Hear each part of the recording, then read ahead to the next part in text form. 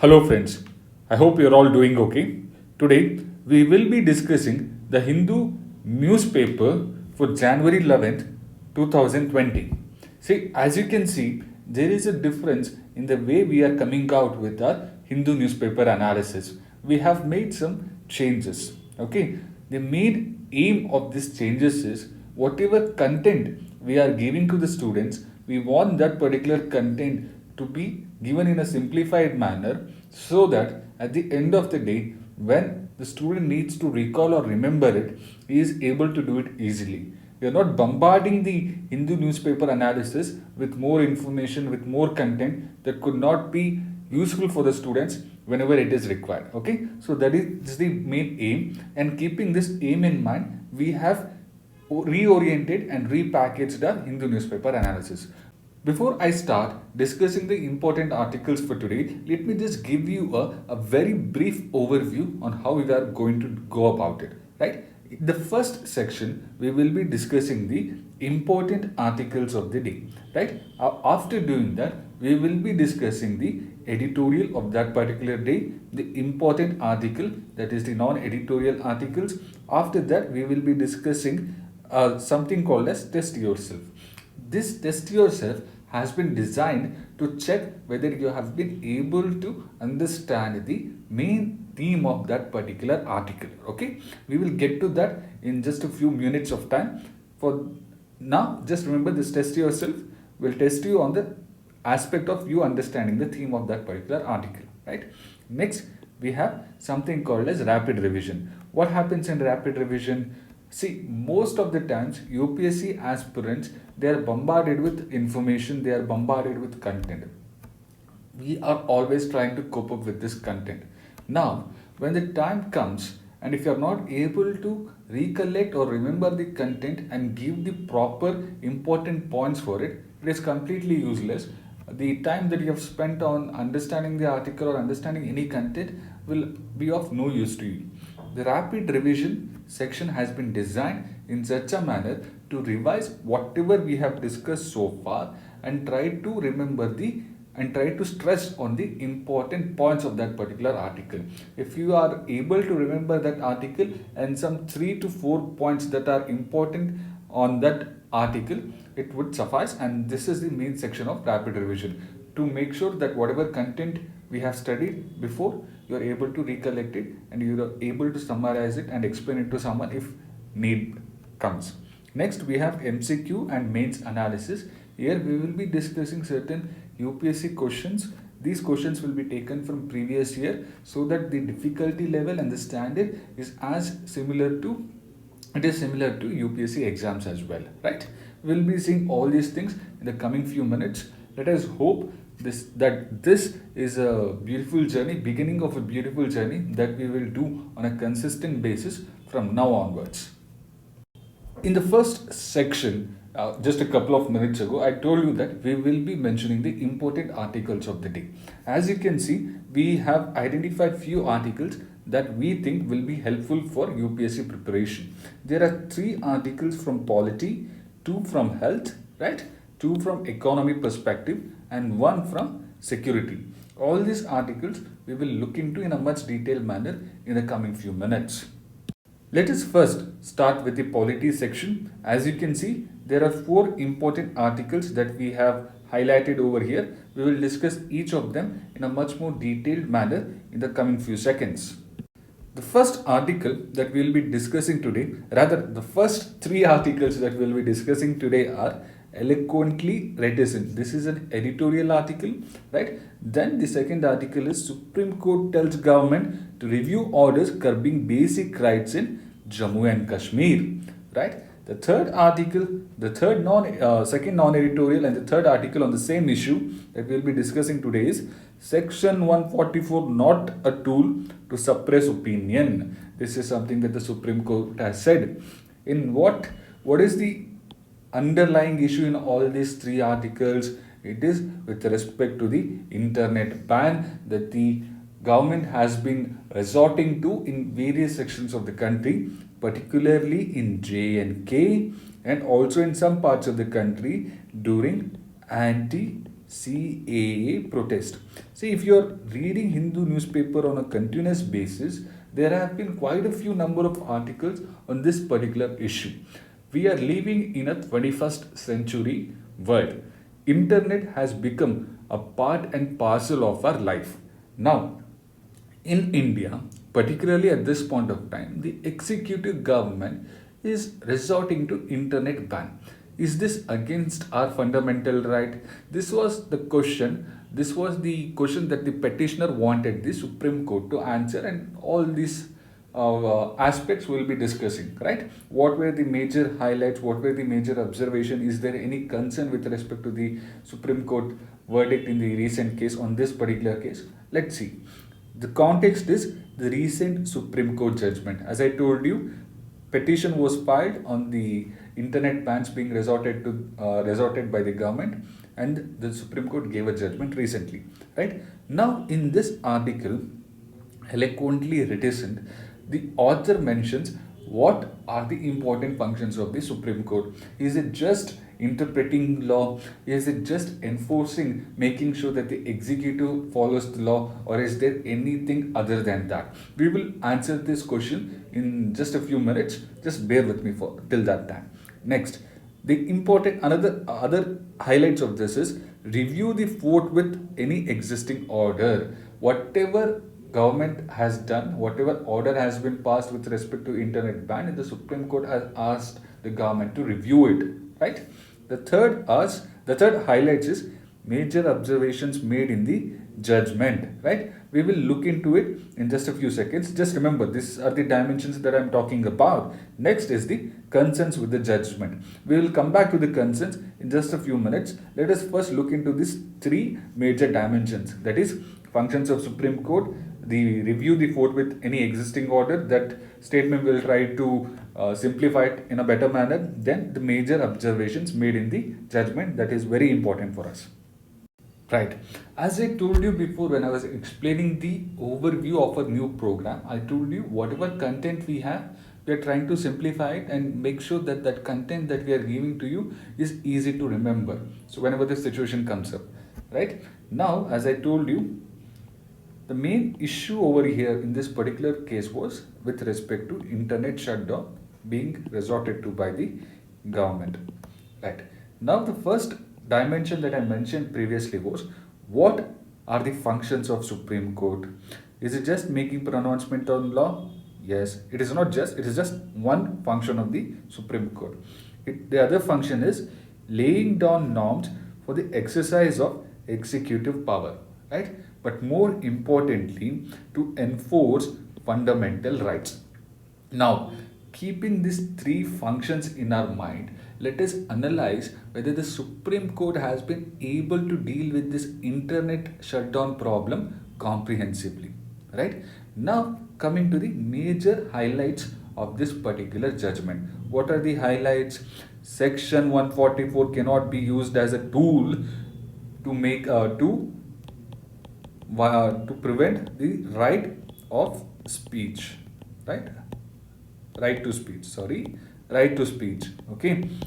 Section 144 cannot be used as a tool to prevent any person from coming out with its genuine opinion, even if it means the genuine opinion is against these stated norms of the government. If there is a law such as Citizenship Amendment Act, and I have an opinion that is against the government stand, then I have the right to come up with, until and unless I do not create any public law and order issue and such other things, right? So that is what this statement means. Section 144 cannot be used as a tool. Recognition of internet as a medium for free speech and also for trade. This is important, guys. Now, as I told you before, we are living in a 21st century world where internet is a part and parcel of our life, right? Now, for enjoying any fundamental rights, we need certain amount of necessary things. Internet is a necessary thing and is it cannot be divested. Whatever fundamental rights that we have, we need certain amount of internet use to enjoy it, right? For example, as I told you, right for free speech, genuine opinion, all those kind of things. Now, right also for trade. If you are someone who is working in the tourism sector and there is an internet shutdown that is being resorted to by the government, your livelihood is affected, right? Right to life and personal liberty, Article 21 is affected. In this particular case, the Supreme Court has said internet is a medium for us to express our fundamental rights. This recognition is very important, right? Another highlights of this particular judgment is any internet ban will have to survive the test of proportionality. What is test of proportionality? It is nothing but a legal method that is used by the courts, typically the constitution courts, to decide some cases.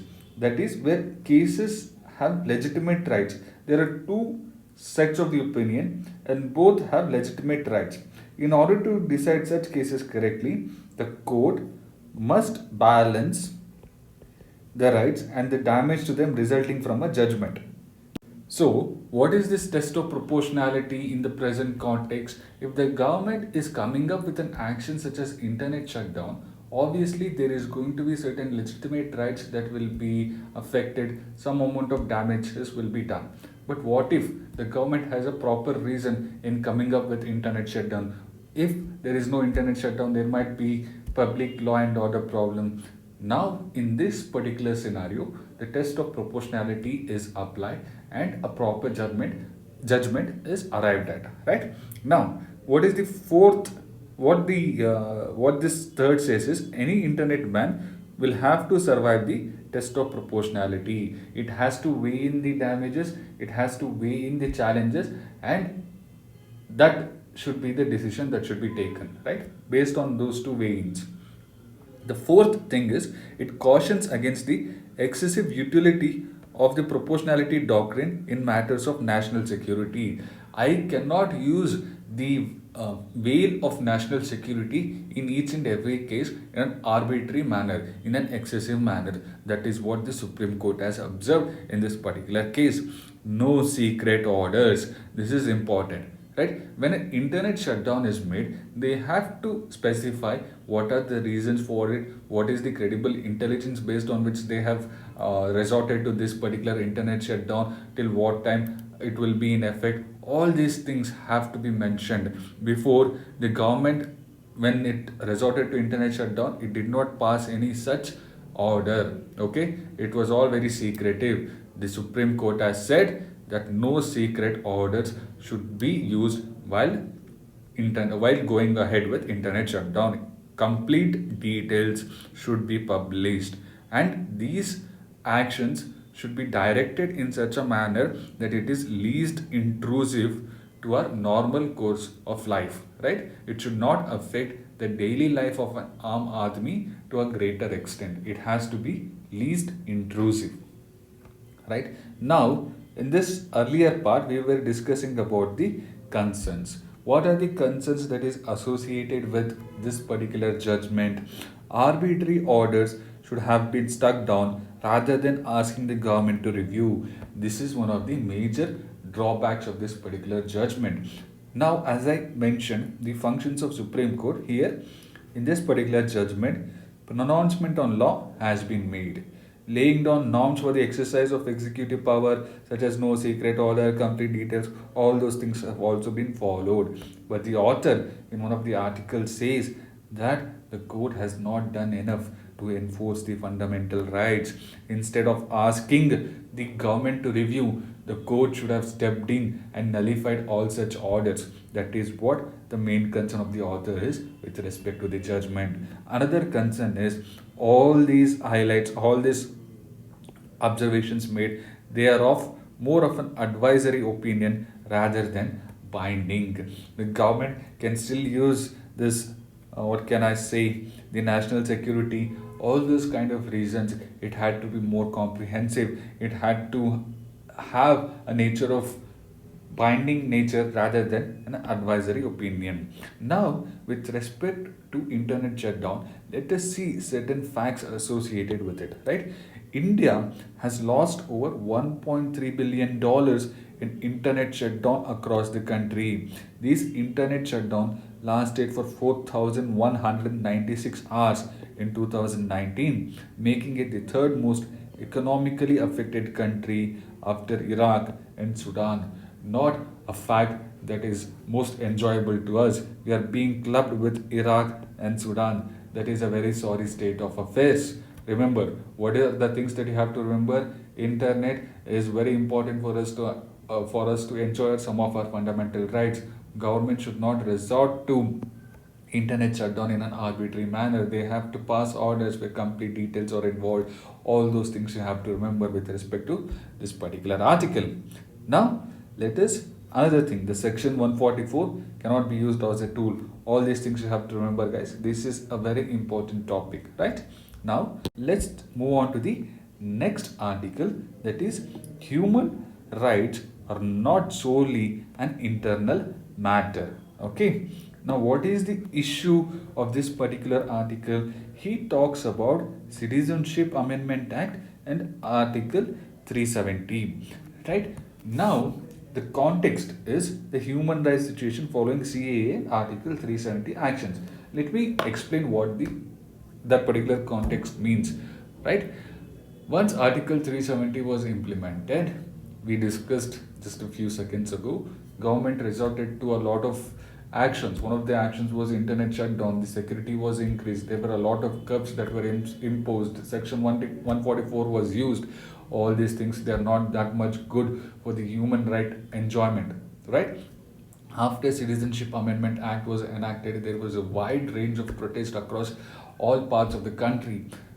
Some of the actions taken by the government have been questioned. For example, the Delhi police action in one of the Delhi's most famous colleges, the actions of Mangaluru police in one of the cases. All these things, they are not giving that much effect for the enjoyment of proper human rights. Okay, so that is the major theme, or what can I say, major issue that the author is trying to address. Now, for all these actions, there have been censure or a criticism from inside the country and also outside the country. Many countries have censured India or advised India, please don't do this. Even United Nations has passed comments. For example, the United Nations Commission for Human Rights, what they have said? They have said CAA is fundamentally discriminatory. But what has been the government stand on this particular issue? They have said that this is a sovereign issue. Now, please do not interfere in our sovereign issue. All those things we have mentioned in the highlights. Human rights situation in India, Section 144, internet shutdown, use of excessive force by police, mob justice also is increasing. That is also not a proper thing for a democratic country like India. Censure from various countries and international organizations. I just explained that to you. Government stand. Interference on sovereign issues not tolerated. Right? All these things I have explained. Now, the author in this article says that absolute human rights not exclusively sovereign. What he is trying to say is quite simple. Human rights is a subject which India or any other country cannot claim that it is sovereign. If there is a human rights situation being caused due to some of the actions of CAA and Article 370, it is quite natural or quite required for other countries to raise voice against it, and India cannot use the claim of political sovereignty. That is what I have explained. India's sovereign claim is not sustainable, and we have also given some reasons for it. All these things will come back to again, but let us now look into the simplified representation of this particular article. Right? Now, classical human rights, modern human rights, factors for evolution of modern human rights. Couple of decades ago, human rights was something that we viewed from the perspective of narrow sense. Now, the modern human rights, it is much more broader, much more holistic, and much more inclusive. What does this statement mean? Let us see. In classical human rights, what was happening? The rules were just governing the conduct between the states. That's it. But in the modern human rights, governs the conduct between states and also states with their citizens. Much more broader. Right? The other aspect is it did not recognize the rights of the individual. In the classical human rights perception, the rights of individuals was not recognized. However, in modern human rights, it recognizes the rights of individual. Exclusive right of state to take action under the classical human rights paradigm. However, in modern human rights, action must not violate human rights. Okay, so there is a barrier built around the actions of the government, actions of the executive. The rights of the individuals are recognized over here. Here, the relationship between the state and the citizens is also important, and not just the relationship between the states. Modern human rights is much more broader. Now, what were the factors that led to the evolution of modern human rights? In 1919, there was the evolution of labor standards that led to the establishment of ILO, International Labor Organizations. We have certain amount of rights that is available to all the laborers irrespective of their country, right? In 1926, the Slavery Convention adopted by the League of Nations prohibiting the slave trade heralded the first human rights treaty based on principle of dignity and human being. This was also something, the rights of the individuals came into the picture over here. Universal Declaration of Human Rights adopted in 1948 by the United Nations. This is also important for us, right? Here we have discussed what are the rights that a human being has for being born in the world. This is universal. The name itself suggests it is universal, it is not restricted to any country. All these things are important.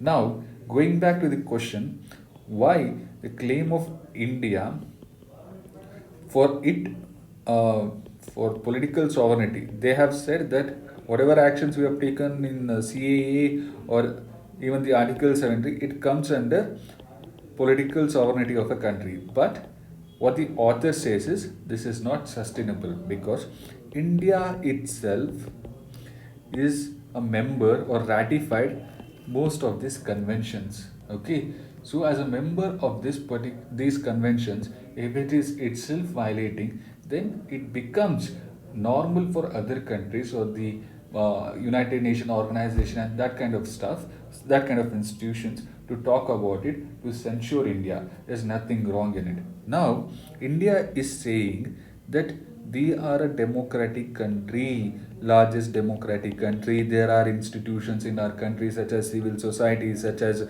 the judiciary, right? What they are saying is if any law is violative of human rights, these institutions are much more capable than dealing with it. But the present scenario is not the same. It is quite different. We have a weakened code. The civil society has become biased. In such a scenario, it is quite natural for others to point out the rising intolerance in our country. Apart from that, these situation, the weakened court, the biased civil society, what it has done, it has given rise to state opposition, right? Now, state are opposing center on some of the acts, particularly CAA. Kerala Assembly passed a resolution, all such kind of things. How do we go about in trying to sort out this issue? As I told you, here civil society is quite important, right? We have a civil society at this point of time that is weakened and that is biased. What the author says is the government should not continue with this particular situation. The civil society organizations have to be made strong, right? Apart from that, the government should ensure that it does not meddle into the affairs of civil society to a very large extent. For example, the FCRA regulations that are coming up, several organizations are being audited and debarred. All such kind of things should not be done in an arbitrary manner. Those actions weaken the civil society and that will lead to the quality of democracy being lowered. The author says, let civil society be strong, let government adopt measures, even if the civil society have differing opinions, that is to be welcomed rather than censured. Fine. These are the main aspects of this particular article.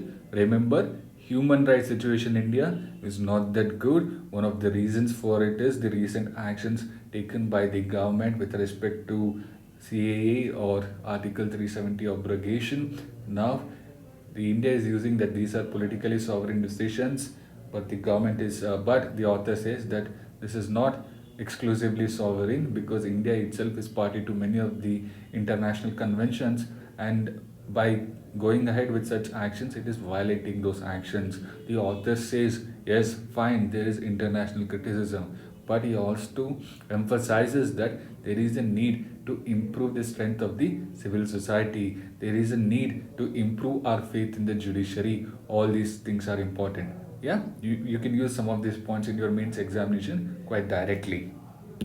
Let us now move on to the next section, that is health. Here we will be discussing two articles, one on polio and one on dengue. The first article in this section that we'll be discussing is a health emergency. This article, the main issue in this particular article is polio. The context in which this article has been written is the WHO announcement. WHO has said that polio is still a public health emergency of international concern. What are the reasons for WHO making this announcement? There is a rising risk of international spread of wild polio virus type 1. Pakistan, our best friend in the neighborhood, is accounted for most WPV1, that is wild polio virus type 1, right? Evidences of spread of WP1 has also been observed from Pakistan to Afghanistan. All these things are happening. That is why the WHO has said that it is still a public health emergency.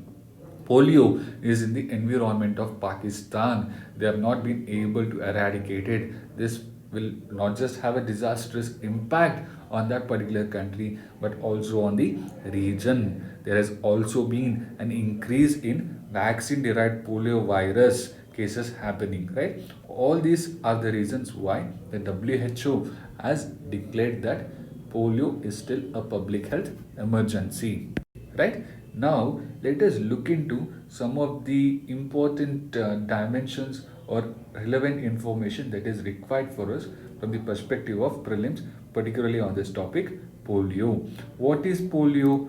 Poliomyelitis is a highly infectious viral disease mainly affecting children. According to WHO, the virus is transmitted from person to person mainly through fecal oral route. As I told you, in Pakistan, the spreading has happened from Pakistan to Iran, Pakistan to Afghanistan. In Pakistan environment also, there have been many traces of polio being present, right?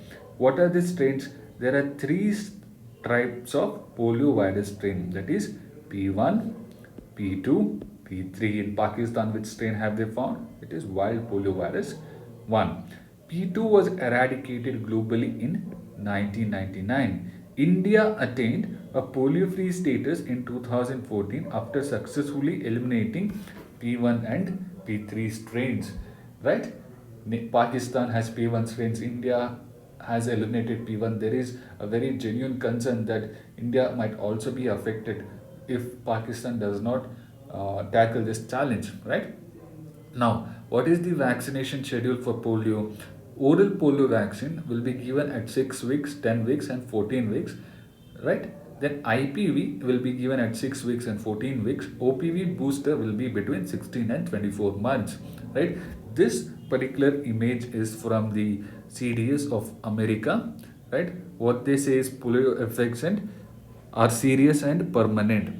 What are the important effects or symptoms that I have mentioned? There is going to be muscle weakness, chronic fatigue, pain severely limit the activities of people struck by polio. Even children who seem fully recovered can develop new muscle pain, weakness, or paralysis as adults at 50 or 60 years. You can just go through some of the important points in this particular picture if you are willing. But as far as I'm concerned, this is an excellent picture. They are covering most of the aspects that is related to polio. Right? Let's move on.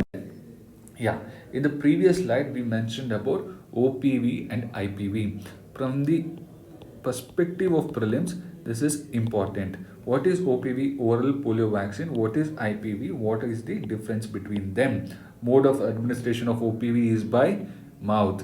IPV is injectable, right? What is the type? In OPV, we are giving live attenuated viruses to the children. In IPV, it is inactivated. Even though it is live, its power has been considerably reduced. What gastrointestinal tract immunity? It will be there in OPV. In IPV, that is not there. Virus shed in feces. Yes, in OPV, that is there, right? In IPV, that is not there. What is the drawback of this? If this live attenuated virus, it develops much more strength, much more power due to some circumstances. This virus, which is shed in the feces, might spread and it might lead to a vaccine derived polio virus that we discussed before. Requirements for transport and storage. This OPV requires very strict conditions. IPV, on the other hand, is not so strict. Ability to revert. I just spoke a few seconds before. OPV has a higher capability of reverting. In IPV, that is not the case, right? Right? Let's move on then. The next article that we will be discussing today is taking a holistic approach to dengue. This article, the main issue in this article is dengue and the new tetravalent vaccine that has been developed in dealing with this particular disease. Right? As I told you, the context is advent of new tetravalent vaccine. What is dengue? Dengue is nothing but a mosquito-borne viral infection causing a severe flu-like illness. Right? The incidence of dengue has increased 30-fold over the last 50 years. The vaccine that has been developed confers 80% protection to the children. This is important, right? Apart from vaccine, what the author says is we need a much more holistic approach. We need a proper vector control. What is this vector? We'll see in just a few seconds. The case management is also required. Steps to reduce dengue incidence. How to do that? Keep the environment clean. This is the important thing. The ambience plays a lot of important part in the spread of this particular disease. The author says that let us keep the environment clean. Yes, vaccine is good, but there are other steps that we can also take that will reduce the dengue incidence, like keeping the environment clean.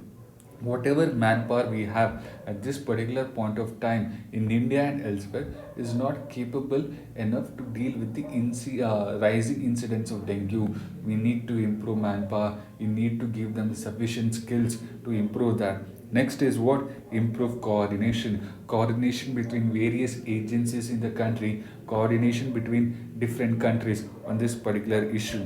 Use of technology. The example they have given is Singapore. What they are doing in Singapore is they are using GIS technology and identifying areas where the incidence of dengue is high, and they are coming up with solutions particular to that particular area. So, if possible, even we can explore this particular aspect of it. Now, they have also mentioned about alternative medicine should be used after proper testing. What it means for diseases such as dengue, what is happening is some of the patients are going with the traditional medicines. Okay, this is fine. They are taking 2 and 3 sets of traditional medicines for dengue.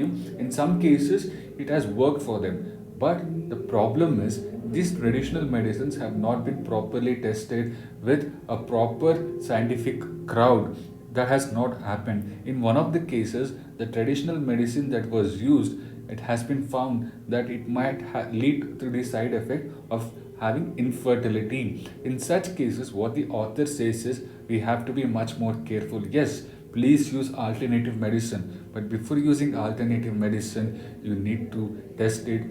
It has to go through a rigorous approach before being used by the patients. Patients should not be used as guinea pigs when it comes to alternative medicines. That is what the author says. Author means by this particular statement. Right?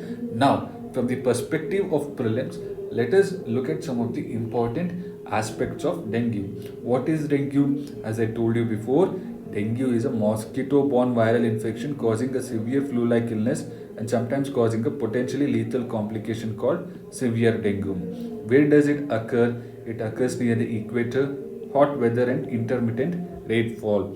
What is the vector? Vector is something that carries the virus, right? Aedes aegypti is the vector transmitting the dengue virus, and even Aedes albopictus, it is also minor contributor. If there is a prelims question where they say Aedes aegypti is the only vector carrying the dengue virus, then that is wrong. There is also Aedes albopictus which minorly contributes, right? Next, what are the preventive measures? Ambience cleanup can help prevent their breeding. That is what I told you. Further, these mosquitoes bite during the daytime, so keeping the windows shut in the day hours is also useful. Simple preventive steps, right? Now, dengue cases in India. In some facts related to dengue. In India, dengue epidemics have become more frequent since the 1990s.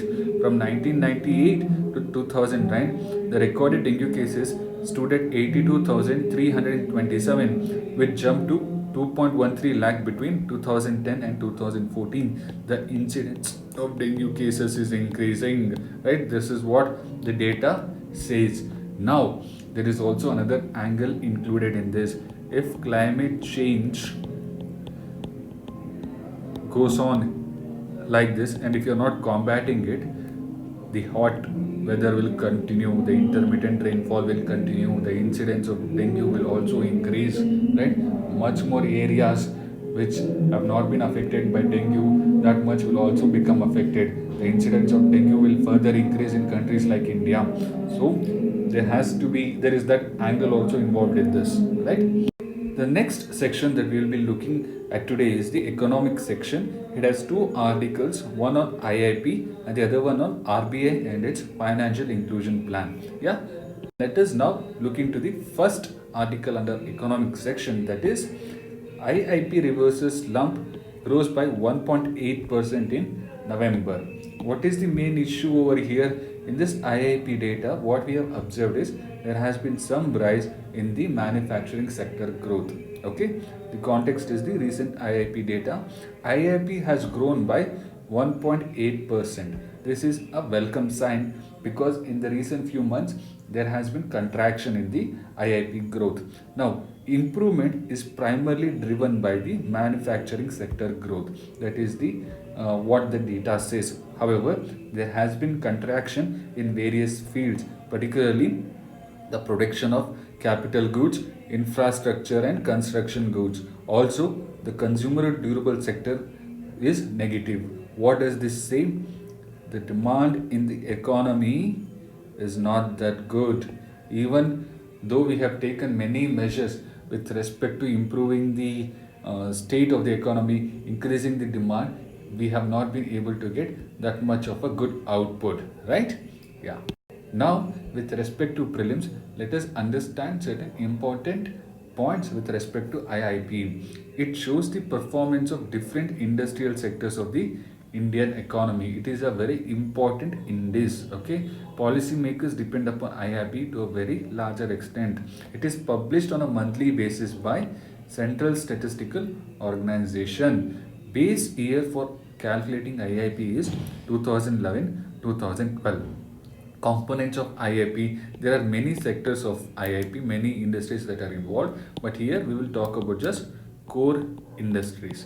Electricity, crude oil, coal, cement, steel, refinery products, natural gas and fertilizers are the 8 core industries that comprise about 40% of the weight of items included in the index of industrial production. They consist of 40%, right? So IIP is not just core industries, it is core industries plus some other industries as well, right? What are those industries? Go back, find out, and IIP classification based on industries, there are 3 or 4 methods of it. If you know at least 1 or 2 methods, that would suffice. Yeah. Next, the second economy article that we will be discussing is RBI chalks out financial inclusion strategy for 2024. The main issue over here is financial inclusion. Yeah, the context is the recent plan on financial inclusion by the RBI. What is financial inclusion in very simple terms? It is nothing but availability and equality of opportunities to access to financial services. Having access to financial services is a great enabler in improving the quality of growth of an individual and also the country. Right now, what is the main aim of this particular plan? It aims to strengthen the ecosystem for various modes of digital financial services in all Tier 2 to Tier 6 centers to create the necessary infrastructure to move towards a less cash society by March 2022. It is quite interesting that they are not saying it is let's to move on to the cashless, right? In Tier 1 cities, we have the necessary infrastructure, right, with respect to the data outlets or mobiles that are required for it. There are people who can afford data plans, but when it comes to Tier 2 to Tier 6 centers, they might not have such infrastructure. That is what the RBI plans to change.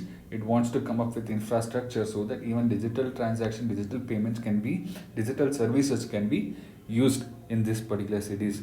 What is the significance? As I told you before, financial inclusion is a key driver of economic growth and poverty alleviation the world over. Right? Having access to a bank account and being able to save some money or being able to access insurance or any other financial services like that will empower a person financially.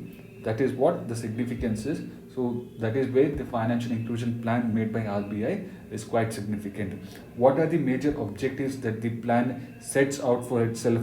It says outreach of banking outlets to provide outreach of banking outlets to provide banking access to every village within 5 km radius or hamlet of 500 households in hilly areas by March 2020. What we have to remember is this: banking outlet increase in hilly areas, right? In hilly areas and also within a 5 km radius in every village, right? Access to mobile device for every adult. As I told you, in India there are 800 billion mobile users, but not all of them use a mobile that is capable enough to carry on accessing digital service. This is what the financial inclusion plan of RBI says, that access to mobile device through which every adult can access digital service. That is one of the major objective. Next, insurance scheme and pension scheme for every eligible adult under Pradhan Mantri Jan Dhan Yojana. I told you before, having the ability to save and access some of the banking services will have a great impact. Now the objective in this particular plan is, if we give an insurance scheme and a pension scheme, the social security of that particular person will increase, and this will have a great effect on the individual's life and also on the his or her family and of the country as well.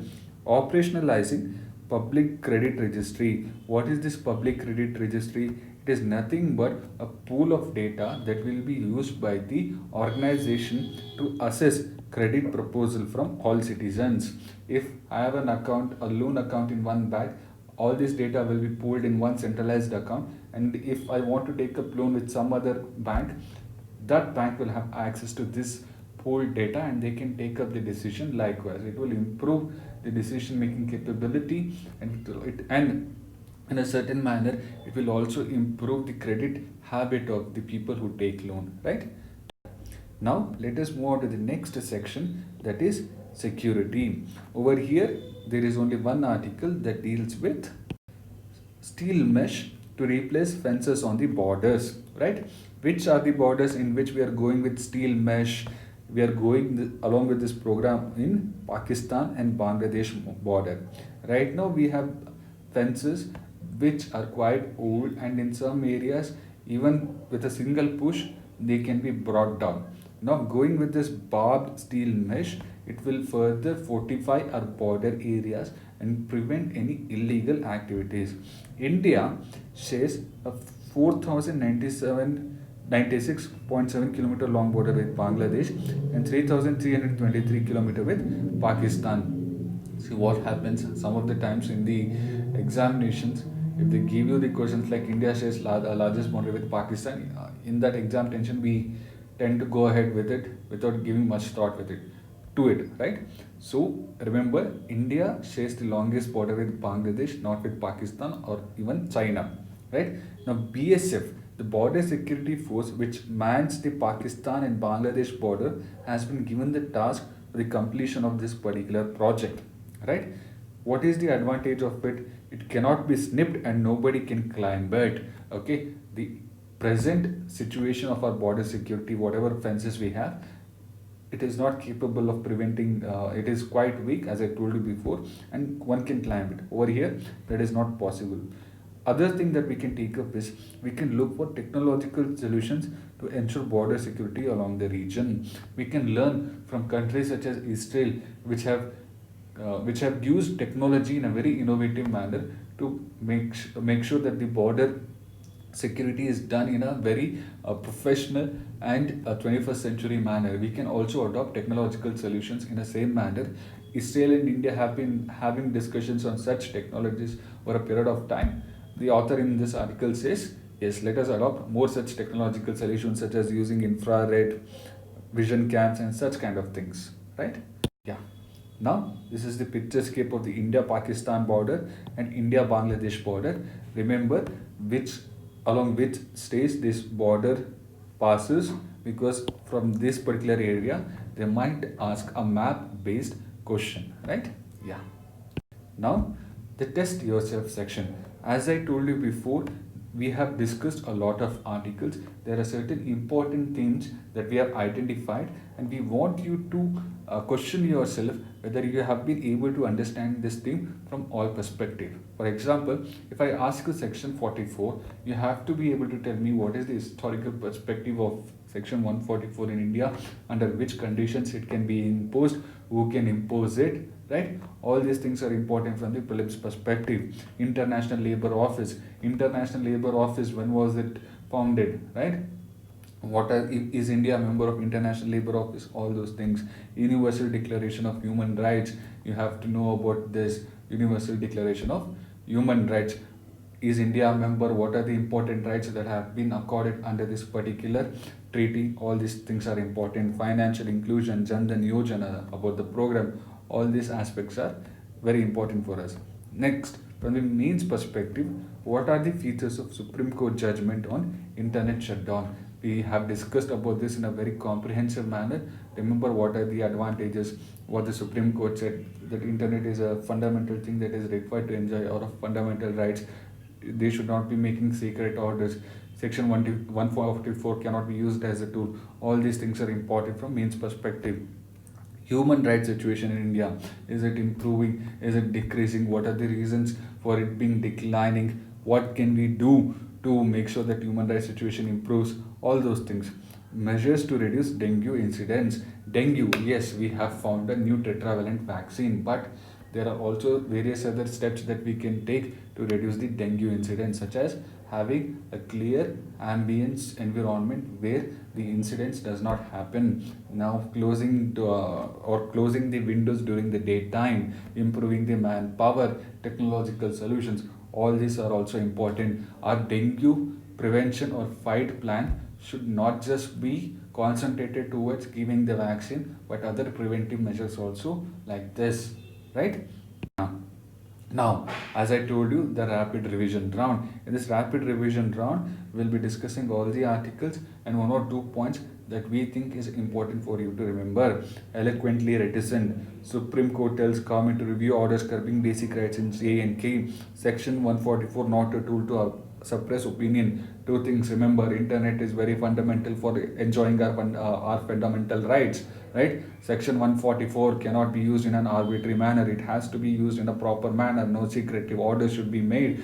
Proper details and complete details should be there. All these things, all these 2 points, if you can remember and present it in your mains paper, that would be good, right? Human rights are not solely an internal matter. Yes, you cannot say India that CAA and Article 370 are internal issues of our country, and others cannot criticize it or bring the sanctions or any other resolutions against India, because human rights is not absolute to any country. It is universal. India is a member to Universal Declaration of Human Rights. It has accepted it and ratified it. It has accepted ILO convention. All those things are there. So using the claim of Political sovereignty is quite unsustainable in this particular scenario.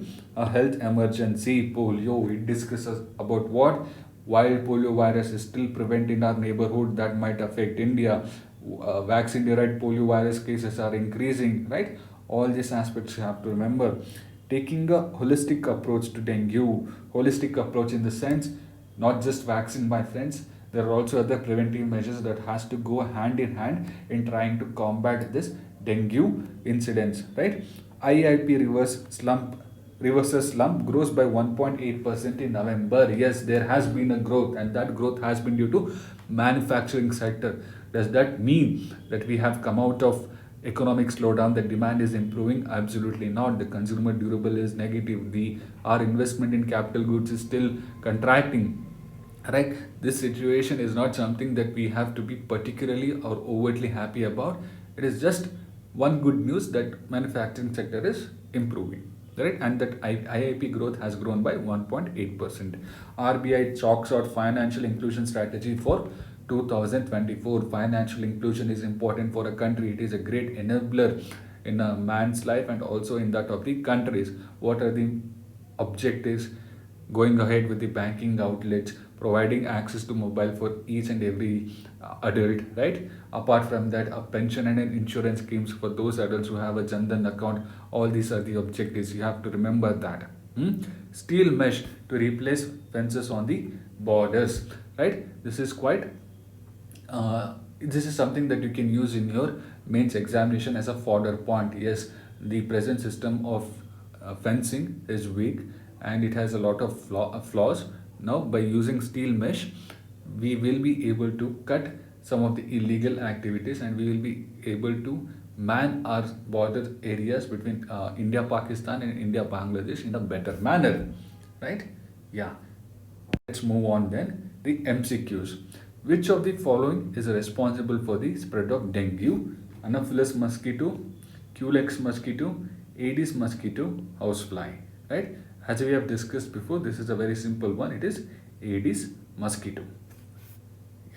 Let's move on to the next question. Which of the following Indian states share border with Bangladesh? Assam, Mizoram, Tripura, Meghalaya, and Sikkim.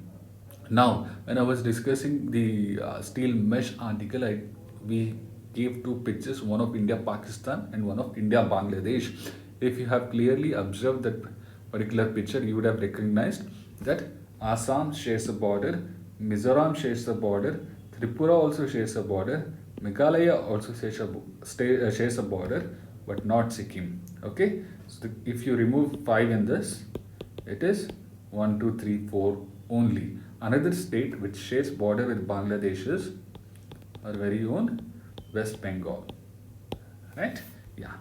Let's move on to the mains corner. Pradhan Mantri Jan Dhan Yojana is necessary for bringing unbanked to the institutional finance fold. Do you agree with this for the financial inclusion of the poorer section of the Indian society? Right? Now, key arguments to justify your opinion. As I told you, bringing people in the fold of financial inclusion will improve their quality of life. That is what the question tries to say, particularly under the program of Pradhan Mantri Jan Dhan Yojana. Now, this is a UPSC 2016 question, right? You have to justify it by giving proper example. If a person has a bank account, he will be able to save money. That saved money will add to the security of his life, and that saved money can also be used by the bank for its lending purposes. Okay, now if the government wants to send any money or subsidy for a particular subsidized program, instead of going through the present channels which has a lot of leakage problems, they can directly send the money to the account holder's name. This will prevent leakage and this will be a better use of our fiscal resources, right? Corruption will reduce. All these points, I have just given you 2 examples. In this question, you have to make sure that you give as many examples as possible. And also, do you agree with this for financial inclusion of the poorer section of the Indian society? Now, as I told you, the RBI's financial inclusion plan, there are 2 things: banking outlets for every village in the 5-kilometer radius, right? Apart from that, it also talks about a mobile for each adult, eligible adult. Now, poorer sections of the society, they don't have the wherewithal to buy a mobile, right? They don't have the wherewithal to operate it. Now, it is saying easy that we will come up with a banking outlet in every village within the in a 5 kilometer radius, and all those things are good. But the implementation is something that is a major challenge. Now, all those dimensions also have to be covered when you're discussing this particular question. Okay, make sure that you give a dimension and give a proper example of it. If there is any other dimensions that you can present or make a statement on, do make it, and also justify it through proper examples, right? Okay, do practice writing this question. It is a very good one, and more importantly, it is a UPSC question, right? Yeah, thank you for giving your time. Hope this was useful. Let us hope that we do this on a consistent basis from coming future, right? Thank you, guys.